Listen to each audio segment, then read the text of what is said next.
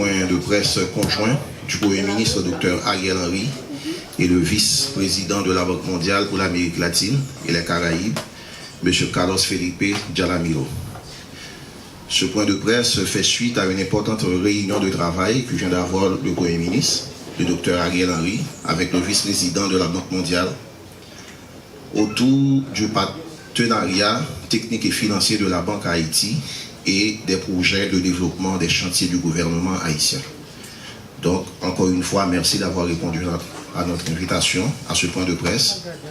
Donc, j'ai l'honneur d'appeler au pupitre son Excellence Dr Ariel Henry, puis le vice-président de la Banque mondiale pour leur point de presse conjoint. Merci. Bon point de presse.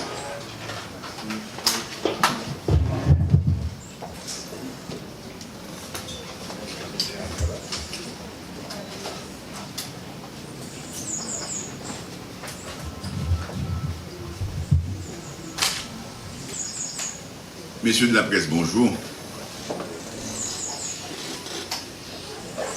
Je remercie le vice-président de la Banque mondiale, M.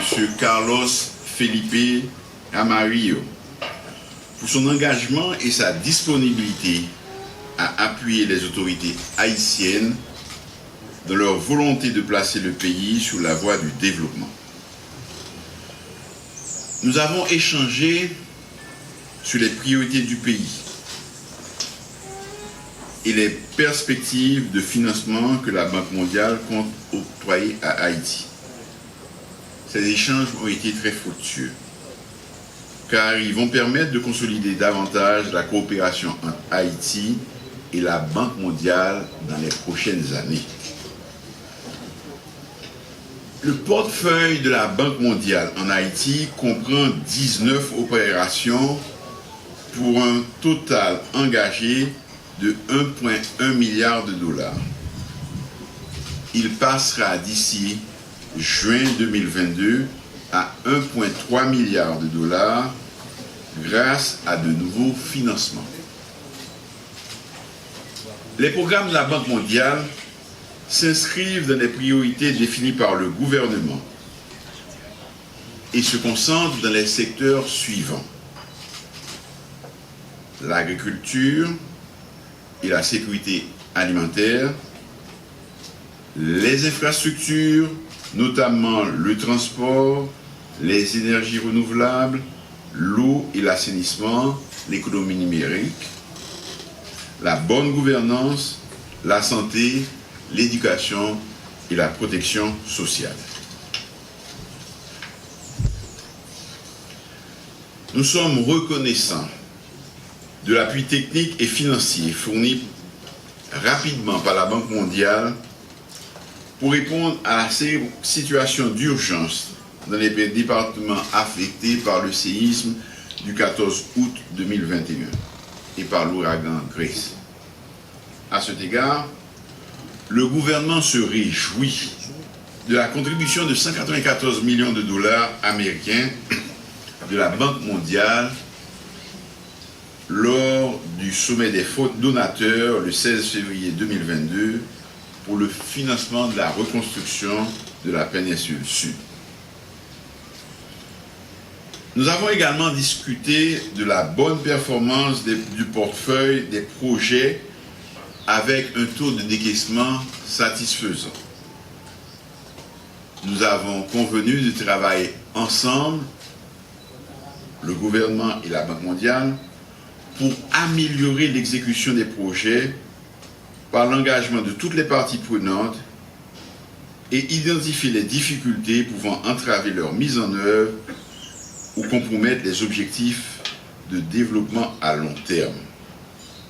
Il faudra également apporter des solutions adaptées aux résultats escomptés en rapport avec les priorités stratégiques du pays. Nous félicitons d'une manière générale la Banque pour son leadership dans la lutte contre la Covid-19. C'est donc, pour moi, l'occasion d'exprimer mon appréciation du retour physique en Haïti d'une partie importante du personnel de la Banque mondiale. Merci beaucoup.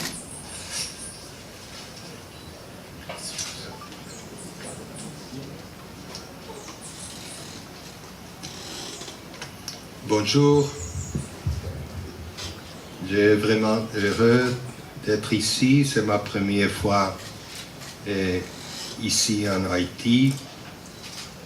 Et je voudrais remercier son Excellence, Monsieur le Premier ministre, Dr Ariel Henry, pour l'audience qu'il a bien voulu nous accorder et au cours de laquelle nous avons échangé nos points de vue sur les perspectives de développement économique et social d'Haïti.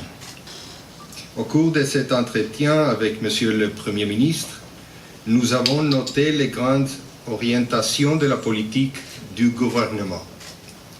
Au nom du groupe de la Banque, j'ai renouvelé notre engagement à appuyer Haïti, notamment le plan de relèvement pour la péninsule sud, si durement affectée par le séisme du 14 août 2021.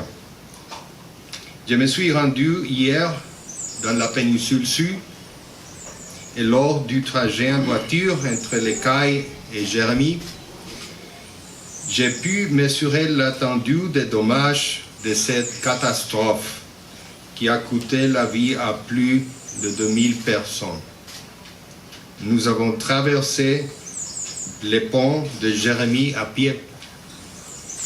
J'ai aussi pu constater l'admirable énergie mise par la population à reconstruire leur vie, appuyée dans leur démarche par des agents de l'administration extrêmement compétents et motivés, qui se soient au dispensaire de santé de la Borde ou dans l'atelier de transformation du manioc de la coopérative agricole de la Cap aux Cayes. C'est pour ces populations vulnérables que la Banque mondiale s'est engagée à hauteur de 190 millions de dollars américains pour financer le plan de relèvement de la région, soit un tiers du montant total annoncé à la conférence des donateurs de février 2022.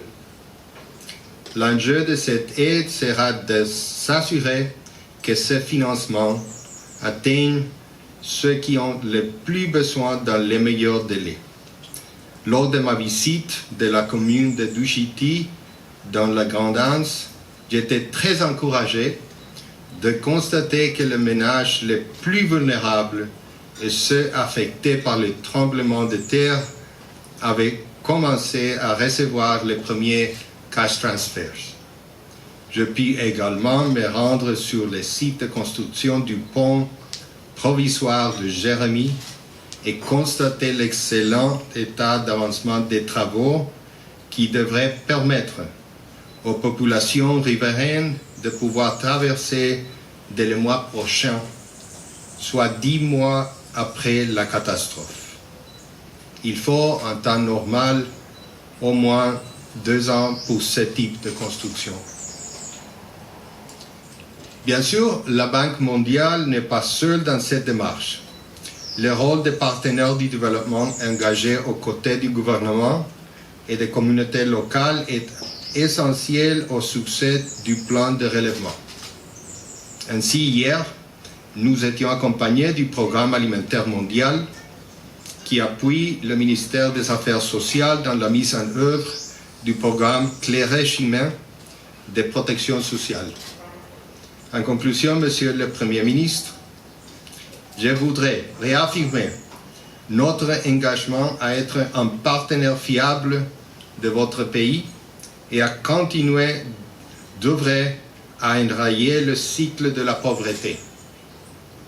Numéro 1, en rétablissant la stabilité macroéconomique et en renforçant le système de gouvernance de base.